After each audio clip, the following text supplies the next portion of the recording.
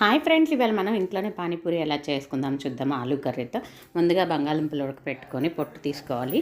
బాగా స్మాష్ చేసుకొని దాంట్లో ఉప్పు, పసుపు, కారం, గరం మసాలా, కొంచెం ఆనియన్స్, ఉడకపెట్టుకున్న గ్రీన్ పీస్ వేసుకోవాలి, బఠానీలు, చాట్ మసాలా వేసుకోవాలి, కొంచెం కొత్తిమీర, ఆనియన్స్ అన్నీ ఒకేసారి వేసేసి బాగా మెత్తగా నలుపుకొని పెట్టుకోవాలండి. ఇప్పుడు మళ్ళీ మనం వాటర్ ఎలా ప్రిపేర్ చేసుకుందామో చూద్దాము. ఒక బౌల్ తీసుకొని మిక్సీ జారు, పుదీనా, కొత్తిమీర, అల్లము, పచ్చిమిరపకాయలు, కొంచెం ఉప్పు, నిమ్మకాయ, కొంచెం వాటర్ అన్నీ వేసేసి మనం మిక్సీ మెత్తగా తిప్పుకోవాలి. మెత్తగా తిప్పుకుంటే ఫిల్టర్ చేసుకోవాల్సిన అవసరం లేదండి, లేకపోతే కొంచెం ఫిల్టర్ చేసుకొని తీసుకోవాలి. ఇప్పుడు ఒక బౌల్ తీసుకొని ఈ లిక్విడ్ మొత్తం పోసేసుకుందాం మనము. నేనైతే పానీపూరి పచ్చి తెచ్చేసుకొని ఫ్రై చేసుకున్నానండి.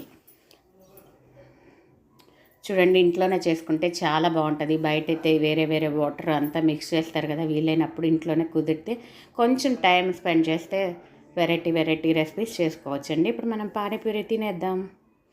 Like, share, subscribe to Pol Shetty sisters.